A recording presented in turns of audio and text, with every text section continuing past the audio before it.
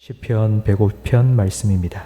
구약 성경 879면입니다.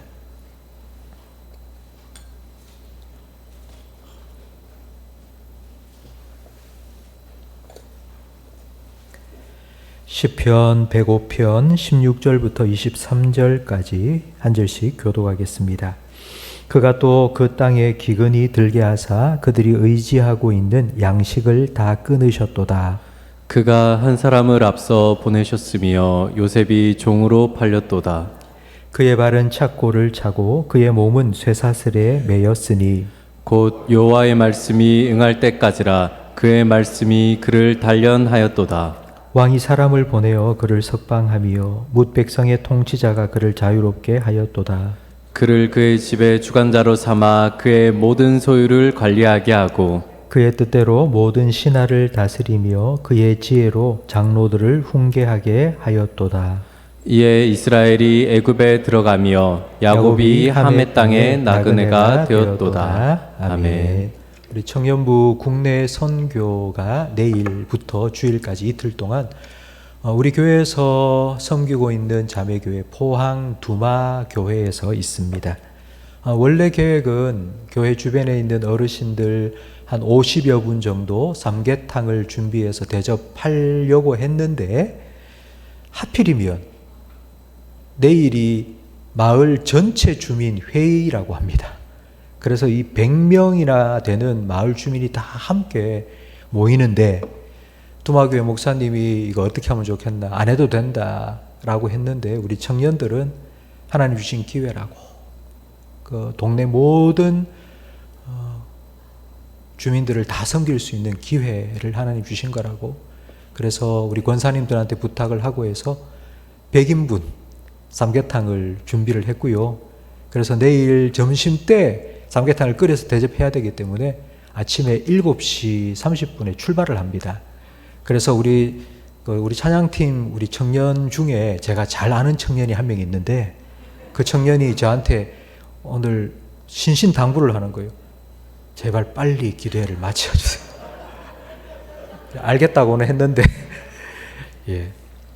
어느 대중문화연구소에서 대중가요를 부른 가수와 또 그 사람의 히트곡 사이에 연관성을 조사했습니다. 그런데 그 가수들 중에 아주 유명한 가수들, 아주 히트송이 있는 가수들 중에 일찍 세상을 떠난, 젊은 나이에 세상을 떠난 가수가 91명이나 된다고 합니다. 근데 그 91명이나 되는 가수들이 불렀던 히트송을 보면은 거기에 죽음에 대한 내용들이 있다고 합니다. 뭐 이런 얘기 하지 않습니까? 가수가 뭐 죽는 노래를 부르면 뭐 일찍 죽는다, 이런 얘기 들어보셨죠? 근데 왜 그럴까? 그 대중연구소에서 이렇게 해석을 했습니다. 가수가 한 곡 노래를 발표하기 위해서 평균 2,000번 내지 3,000번 노래를 부른다고 합니다. 그러니까 한 곡을 발표하기 위해서 한 2,000번, 3,000번 노래를 부릅니다. 그러면 노래를 부르면 그 프로듀서가 이렇게 주문을 합니다. 좀 더 감정을 넣어라. 감정을 더 넣어서 불러라. 그렇게 2,000번 노래를 부른다고 생각해 보십시오. 정말 그게 푹 빠지지 않겠습니까? 자기의 감정을 다 넣어서 부른 그 노래의 가사대로 그 사람의 마음도 가고 그 사람의 인생도 그렇게 되어가고, 그래서 죽음을 노래했던 가수들 99명이 젊은 나이에 그 노랫말 가사대로 되었다고 합니다. 우리나라 속담에도 말이 씨가 된다는 속담이 있지 않습니까? 성경에도 똑같습니다. 성경 야고보서 3장 4절 말씀을 함께 읽어보겠습니다. 또 배를 보라. 그렇게 크고 광풍에 밀려가는 것들을 지극히 작은 키로서 사공의 뜻대로 운행하나니 이와 같이 혀도 작은 지체로 돼 큰 것을 자랑하도다. 배를 움직이는 건 배 기관실에 있는 조그만한 운전대입니다. 여러분 쉽게 자동차를 생각해 보십시오. 그 자동차를 움직이는 건 운전대입니다. 정말 조그만한 손에 딱 잡히는 운전대이지만 그 운전대가 그 큰 자동차를 움직이는 것입니다. 마찬가지로 우리의 혀가, 우리 하는 말이 내가 무슨 말을 하느냐가 내 생각을 주관하게 되고 그 생각에 따라서 행동하게 되고 그 행동이 모이면 인생이 됩니다. 한 사람의 말, 한낱 인간의 말에도 이런 능력이 있다면 우리 하나님의 말씀에는 얼마나 대단한 능력이 있겠습니까? 하나님께서는 말씀으로 천지를 창조하셨습니다. 말씀하시니까 그대로 다 되었습니다. 그런데 하나님의 말씀으로 안 되는 게 하나 있습니다. 하나님의 말씀으로 안 되는 한 가지. 그게 바로 사람입니다. 하나님은 하나님의 형상대로 인격체로 사람을 만드셨습니다. 그래서 하나님은 사람을 인격적으로 대하십니다. 여기에 컵이 있는데요. 이 컵은 물건입니다. 물건은 제가 제 마음대로 던질 수도 있고 내려놓을 수도 있고 들 수도 있습니다. 그런데 하나님은 우리를 물건처럼 대하지 않습니다. 인격적으로 대하십니다.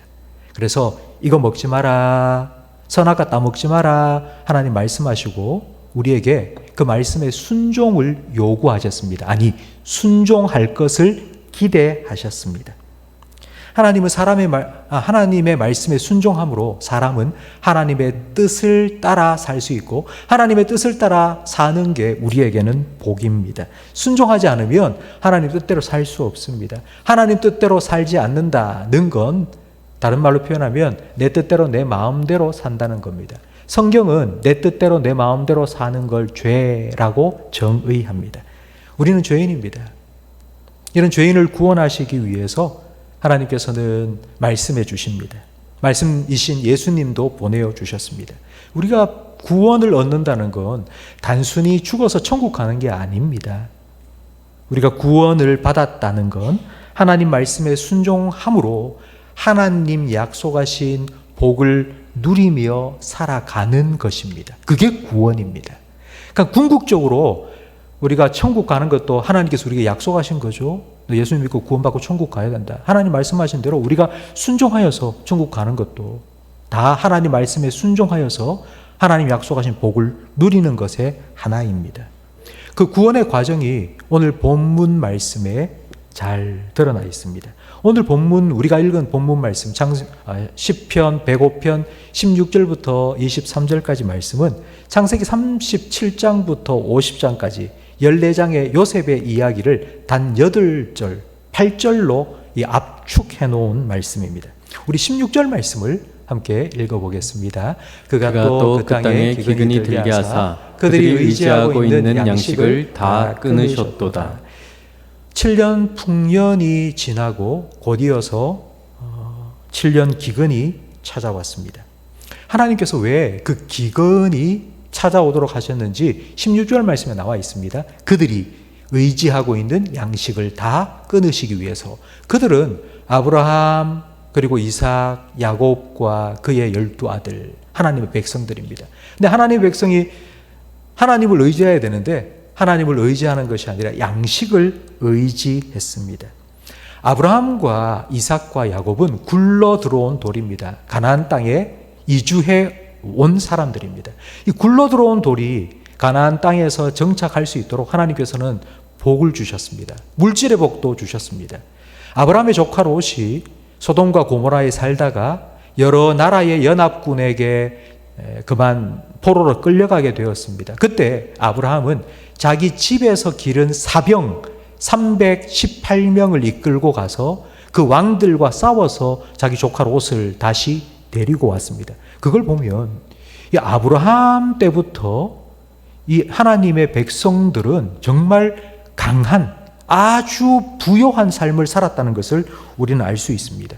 여러분, 이렇게 아브라함, 이삭, 야곱 내려오면서 하나님께 주신 걸 의지한 거예요. 양식을 의지한 거예요. 하나님보다 내가 이렇게 힘도 있고 내가 사람들도 318명이나 군사를 거느리고 사는데 뭐 내가 두려울 거 뭐 있어. 그래서 하나님께서는 그들이 의지하는 것을 끊으려고 기근을 주신 겁니다. 성도 여러분, 이 땅에 하나님께서 재난을 주실 때에 하나님의 징계가 내리는 건 세상 사람들이 죄를 많이 지어서가 아닙니다. 하나님이 아닌 세상을 의지하는 하나님의 백성을 징계하시기 위해서 하나님께서 기근을 주신 것입니다. 소돔과 고모라가 멸망한 이유가 무엇일까요? 소돔과 고모라 사람들이 죄를 많이 지었기 때문에, 그 소돔의 죄인들로 가득했기 때문에 하나님께서 심판하셨다고 생각하지만 아니요, 성경은 그렇게 말씀하지 않습니다. 그 땅에 소돔과 고모라에 의인 10명이 없었기 때문에 멸망당했다고 성경은 말씀하고 있습니다. 요즘 우리나라를 보면 아마 다 그러실 거예요. 한숨이 저절로 후 나오지 않습니까? 이게 도대체 나라 꼴이 이게 뭐야? 이래가지고 큰일 나겠다. 그런데 큰일이 안 나고 오늘 하루도 또 지나가지 않았습니까? 그게 도대체 무엇 때문일까요? 당장에라도 큰 일이 생길 것 같은 이 나라에 오늘도 아무 일 없이 하루가 지나간 이유는 바로 하나님이 찾으시는 의인 10명과 같은 여러분들이 계시기 때문입니다. 저는 금요일 날 이곳에 와서 말씀 듣고 찬양하고 기도하는 여러분 보면 신기합니다. 일주일 내내 일하고, 그리고 오늘도 더운 날에 또 일하고, 이 저녁 시간에 와서 기도를 하러 이 자리에 오셨다. 여러분 참 대단하십니다. 여러분과 같은 기도의 사람들이 있기 때문에 하나님께서는 우리의 가정을 지켜주시고 교회를 붙들어 주시고, 그리고 나라도 큰 일이 생기지 않도록 하나님께서 은혜를 베풀어 주시는 줄 믿습니다. 하나님께서는 기근을 준비하셨고요, 그 기근 속에서 하나님의 백성들을 회복시키시고, 그리고 세상 사람들을 구원하시기 위해서 20년 전부터, 그 기근을 계획하신 20년 전부터 구원자 한 사람을 준비해 놓으셨습니다. 그 사람이 누구인지 오늘 본문 17절 말씀에 나오는데요, 함께 읽겠습니다. 그가 한 사람을 앞서 보내셨으며 요셉이 종으로 팔렸도다. 요셉입니다. 그런데 하나님께서 이 기근을 끝내시고 하나님 백성을 회복시키고 기근으로 죽어가야 할 그 사람들을 구원하시기 위해서 준비하신 하나님의 구원자, 정말 혜성처럼 쫙 등장하면 좋겠는데, 그런데 종으로 팔렸답니다. 하나님께서 준비하신 구원자가 종이 된 거예요. 노예가 되어서 팔려갔습니다. 18절 말씀도 함께 읽어보겠습니다. 그의 발은 착고를 차고 그의 몸은 쇠사슬에 매였으니. 종으로 팔려간 게 17살 때입니다. 그리고 애굽의 총리가 되어서 하나님의 구원을 이루었던 그때가 30살입니다. 그러니까 13년 동안 발은 착고를 찾고 그의 몸은 쇠사슬에 매여서 노예살이, 감옥살이를 했습니다. 성경은 이 13년의 시간을 어떻게 해석하고 있는지 우리 19절 말씀을 읽어보겠습니다. 곧 여호와의 말씀이 응할 때까지라. 그의 말씀이 그를 단련하였도다. 아멘. 하나님의 말씀이 응할 때라는 말은 이루어질 때입니다. 근데 하나님께서 요셉에게 무슨 말씀을 하셨습니까? 성경을 읽어보면 하나님께서 요셉에게 직접 하신 말씀이 한마디도 나오지 않았습니다.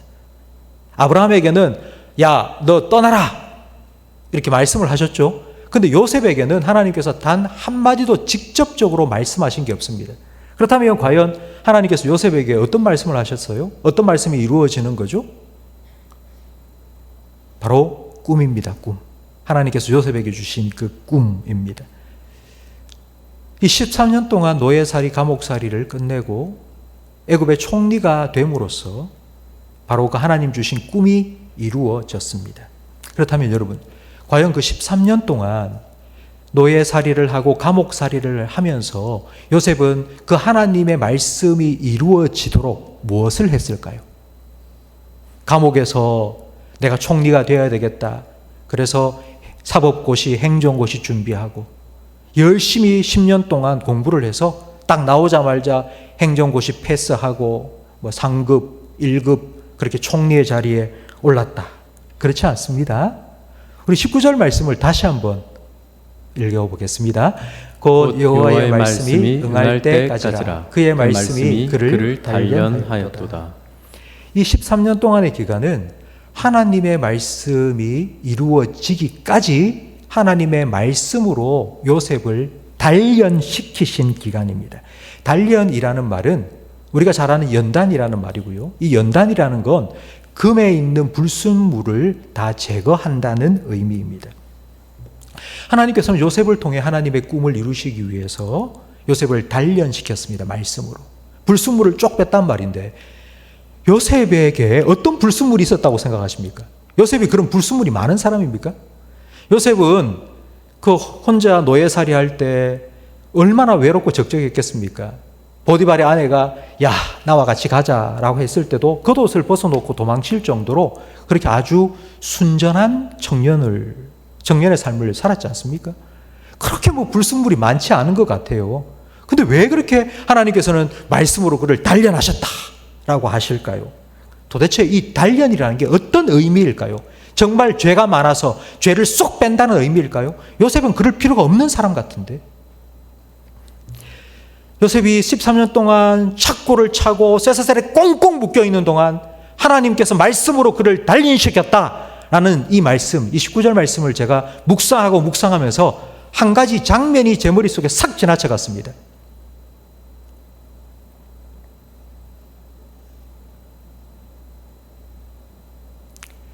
여러분, 달인 중에는 도장을 파는 달인이 있습니다. 상아나 아니면 아주 단단한 그런 도장 재료에 이름을 하나씩 이렇게 파넣는 거예요. 조그만한데 그 안에다가 이름을 척하게 착착착착 이렇게 새겨 넣는 거예요. 그런데 그 도장을 파기 위해서는 먼저 그 도장을 파기 위해서 준비한 상아나 나무를 어떻게 해야 되겠죠? 꽉 물려야 됩니다. 나사를 꽉 조아서 꽉 물려놔야지 조각을 할 때 삐뚤어지지 않습니다. 조금만 삐뚤어져도 그 조그만한 그 도장 위에 조각이 탁 날아가 버리겠죠? 그래서 꽉 붙들어 맵니다. 나사 같은 걸로 꽉 조입니다. 움직이지 못하도록 딱 묶어놓고 그리고 하나씩 이름을 새겨 넣습니다. 13년 동안 하나님께서는 착고를 채우시고 그의 몸을 쇠사슬로 꽁꽁 묶어 놓으시고는 그를 말씀으로 단련시켰는데 그 말씀으로 단련시켰다는 말이 바로 그렇게 하나님의 말씀을 그의 영혼에 그의 삶에 새겨 넣으신 것입니다. 근데 이 시간이 13년이나 걸린 거예요. 하나님 좀 빨리 좀 하시죠. 13년이 뭡니까? 빨리 하나님의 구원을 이루시고 하나님의 뜻을 이루어 가시면 좋을 텐데 왜 13년이나 걸린 겁니까? 왜 이렇게 더딥니까? 우리가 생각해 보면 우리가 지금까지 신앙생활하면서 우리도 이런 생각을 품을 때가 많이 있지 않습니까? 기도를 아무리 했는데도 1년, 2년, 3년 기도했는데도 기도 응답이 빨리 이루어지지 않는 거예요. 그래서 우리 마음속에는 좀 불편한 거예요. 조급한 마음이 들어요. 그리고 또 한편으로는 의구심이 들기도 합니다. 과연 하나님이 들어주실까 안 들어주실까? 왜 이렇게 하나님은 느리시나? 빨리 좀 응답해 주시면 좋겠는데. 여러분, 아브라함 75세에 하나님께서 약속을 주셨고요. 그 약속이 이루어지는데 25년이 걸렸습니다. 그러니까 성경에 하나님이 일하시는 모습을 보면 너무 느려요. 이런 표현이 좀 불경스러울 수 있는데요. 하나님이 너무 꾸물거리시는 것 같은 거예요. 요즘 새벽에 보고 있는 예레미야서 보면요. 하나님께서 포로로 잡혀간 이스라엘 백성을 다시 돌아오게 했다. 회복시켜 주겠다 말씀하셨는데 그 기간이 얼마나 걸리죠? 70년. 70년이나 걸린 거예요.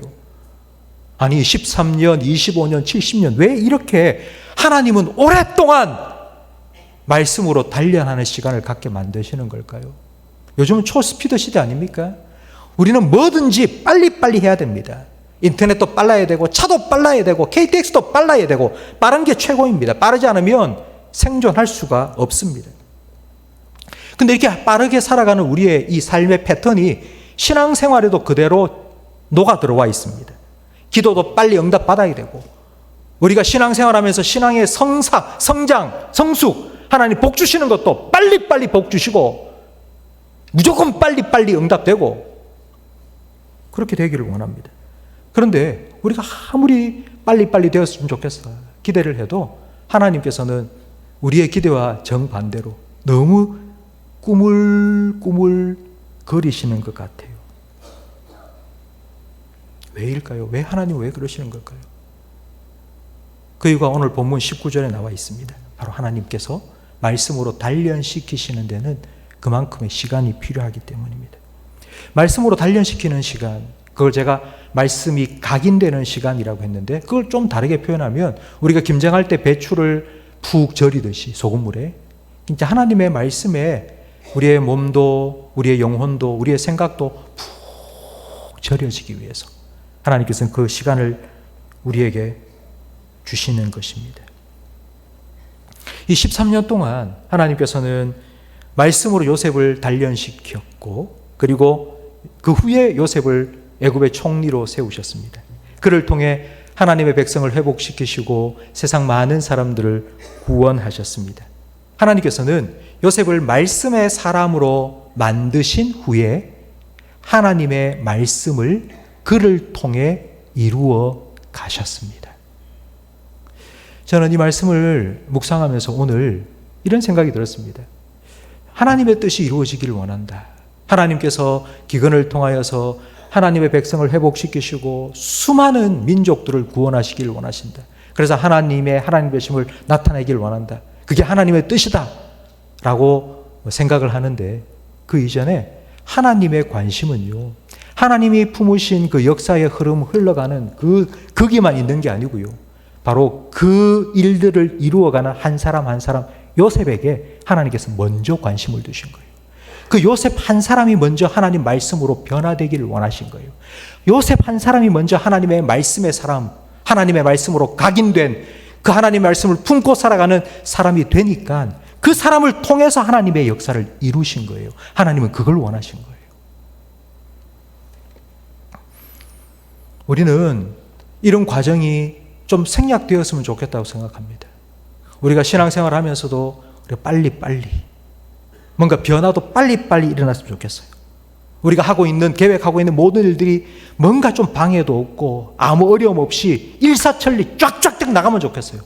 그런데 그렇지 않지 않습니까? 이런저런 반대도 부딪히고요, 이런저런 어려움도 있고요, 이런저런 문제도 생기고요, 좀 쭉쭉 나갔으면 좋겠는데 자꾸 막히는 거예요. 힘든 거예요. 왜 이런 시간을 하나님 우리에게 주시는 걸까요? 왜 하나님은 자꾸 그런 힘들고 어려운, 정말 착고에 매는 것 같고 쇠사슬로 묶이는 것 같고, 왜 그런 시간을 왜 자꾸 우리에게 주시는 걸까요? 그래야지 우리가 진짜 변할 수 있으니까. 그래야지 우리가 정말 하나님의 말씀에 북 절여지니까. 그래야지 우리가 정말 하나님만 의지할 수 있으니까. 그래야지 우리가 하나님 말씀에 온전히 붙잡힐 수 있으니까. 그래야지만이 우리가 하나님 말씀만 붙잡을 수 있기 때문입니다.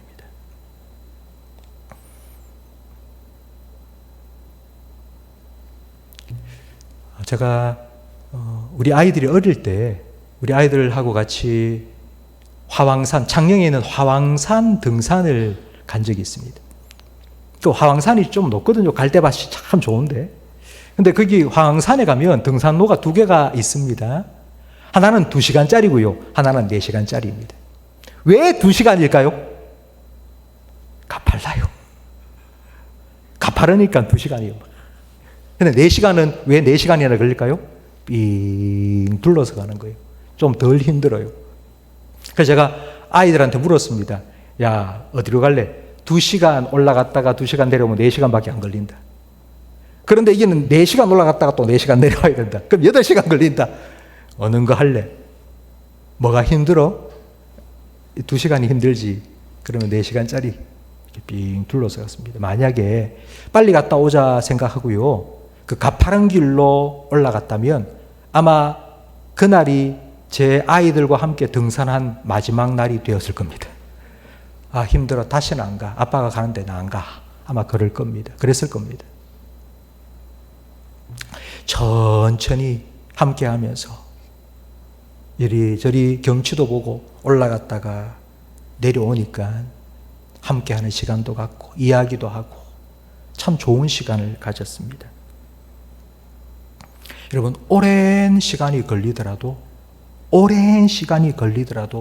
결국 성공하는 것이 빨리 이루려고 애쓰고 힘쓰다가 실패하는 것보다 100배, 1000배 낫습니다. 하나님께서는 그 시간을 우리에게 허락하실 때가 있습니다. 급격한 변화를 이루기를 원하죠. 우리는 이렇게 기도회나 부흥에 참석하고 한번 은혜를 받고 내 삶의 전격적인 변화가 팍 일어났으면 좋겠다고 생각하는데, 저는 목회하면서 그런 분들 많이 봤습니다. 목사님, 내가 은혜를 받았어요 하고 내가 확 바뀌었어요. 그런데 그분은 얼마 못 가서 다시 확 돌아오더라고요. 확 바뀐 분은요, 그만큼 빠른 시간에 확 돌아오더라고요. 서서히 천천히 조금씩 변화, 지속적으로 변화를 이루어가는 분은요, 보세요. 13년 동안이나 말씀으로 단련받은 요셉은요, 그가 죽을 때까지 그의 자리에서 내가 애굽 총리가 되었는데 떵떵거리며 아니요, 그렇게 살지 않았습니다.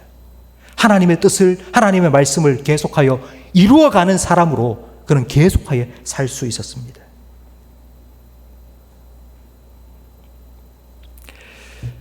제가 새벽 기도 나올 때 예전에 조금이라도 좀 더 잤으면 좋겠다 싶어서 새벽에 4시 35분에 알람을 맞춰놓고요, 딱 울리자마자 벌떡 일어나서 옷을 탁 입고 그냥 막 세수탁하고 팍 달려왔거든요. 그러니까 몸이 너무 피곤한 거예요. 조금만 좀 더 자자 생각하고 그냥 딱 맞춰서 세수하고 옷 입고 오니까 허리도 아프고, 그래서 안 되겠다, 내가 좀 일찍 일어나서 스트레칭하고 몸도 좀 풀고 와야 되겠다. 그러려면 한 20분, 30분 좀 잠을 줄여야 되겠는데, 생각해 보세요. 4시 30분에 일어나던 걸 4시에 일어난다. 어떠세요? 30분을 못 자? 그렇지 않습니까? 그런 생각이 딱 드는 거예요. 그래서 어떻게 하는 거 아니? 제가 일주일에 1분씩을 땡기기 시작했습니다. 35분을 34분으로 일주일 동안 땡기고요. 그리고 그 다음 주에는 34분을 33분으로 땡기고요. 그렇게 20주 동안 1분씩 줄여나갔는데 별 이상이 없더라고요. 뭐 거뜬하게 일어나서 뭐 스트레칭하고 몸 풀고 그렇게 오니까 훨씬 더 개운하고 기도에 집중도 잘 되고 좋았습니다. 여러분, 하루에 일주일에 1분씩, 여러분 일주일에 1분씩 하나님의 말씀으로 절여지기 위해서, 내가 이번에는 뭐 성경을 내가 하루에 뭐 10장씩 읽겠다, 여러분 제가 장담하건대 절대로 지킬 수 없습니다.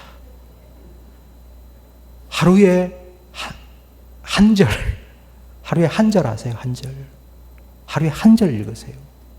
그렇게 내가 1년 동안 하루에 한 절만 읽겠다, 그러면요 내년이 되면은 2절을 읽을 수 있고요, 또 후내년 되면 3절을 읽을 수 있습니다. 이렇게 반복해서 조금씩 하다 보면 어느새 그 말씀이 우리의 심령에 각인됩니다. 그냥 그 말씀이 그냥 슬쩍 스쳐 지나가는 게 아니고요, 여러분 그 말씀이 우리의 영혼에 각인된다고, 새겨진다고요. 제가 제자훈련을 하고 있는데요, 제자훈련하면 제일 힘들어하는 부분이 바로 성경 암송입니다. 매 과마다 2구절씩 성경 암송을 해야 되는데, 그 성경 암송이 최종으로 누적되어 가지고 총 69절을 다 외워야 돼요. 이거 목사님 이거 못하겠습니다. 좀 이것만 안 해주면 내가 제자훈련 받겠는데, 그래서 제가 뭐라 그러냐면, 해보세요. 되나 안 되나. 다 하시더라고요. 다. 한 주, 2주 반복해서 또 외우니까, 목사님 저는요, 제가 학교 다닐 때도 정말 머리가 안 좋아서 공부도 못했는데, 아니요, 다 됩니다. 또 하고 각인되니까요. 빗방울이 똑똑똑똑 떨어져서 빗방울이 돌을 뚫듯이, 여러분 돌도 뚫립니다. 한 방울 한 방울 똑똑 떨어지는 그 물방울에 돌이 뚫린다고요. 하나님 말씀을 한 절씩만 읽어도 그 말씀이 각인된다고요. 여러분 아마 언행일치라는 말을 여러분 다 아실 겁니다. 언행일치, 그러니까 언행, 말과 행동이 일치. 그래서 우리는 이 언행일치를 이렇게 생각합니다. 야, 너 말한 대로 행동해야 돼. 네 말과 행동이 일치되도록 그렇게 살아. 우리는 언행일치를 이렇게 이해하고 있지 않습니까? 근데 여러분, 언행일치는 저절로 되는 겁니다. 하나님의 말씀을 듣고 그 말씀에 사로잡히면요, 우리의 삶도 우리 행동도 그 말씀대로 따라가니까요. 하나님의 말씀에는 각인력이 있습니다. 하나님 말씀이 새겨지면 새겨진 그 말씀에 우리의 삶이 견인됩니다. 하나님의 말씀이 각인되면 그 말씀이 우리를 견인해 갑니다. 이게 바로 하나님 말씀의 능력입니다. 그렇기 때문에 여러분, 하나님의 말씀을 가까이 하십시오. 하나님 말씀을 늘 읽으시고 묵상하시고, 목사님 힘든데요? 아니요. 하루에 딱 한 절만 하세요. 안 된다고 생각하지 마시고요. 난 못한다 생각하지 마시고요. 하루에 딱 한 절만 하겠다고. 한 절만 하겠다고 생각하시고 여러분 해보십시오. 너무너무 많이 목표를 높게 잡아서 일찍 포기하지 마시고 하루에 한 절만 읽겠다고 여러분 생각하시고 지금부터 시작하셔서 한 절 한 절 읽어가시고요. 참 좋다, 그 말씀이 참 달다라고 생각되면 2절 해보시고요. 3절 해보시고요. 그렇게 하나님의 말씀에 여러분 단련되었던 요셉처럼 하나님의 말씀에 여러분의 영혼에 하나님 말씀이 각인되어지고 그 말씀에 견인되는, 그래서 요셉처럼 하나님의 백성들을 회복시키고 그리고 많은 사람들을 구원하며 가장 먼저 그 말씀으로 내가 변화되고 그런 나의 삶을 통해서 하나님의 사람들을 회복시키고 많은 사람들을 구원할 수 있는 그런 말씀의 사람으로 세워질 수 있기를 주님 이름으로 축복합니다.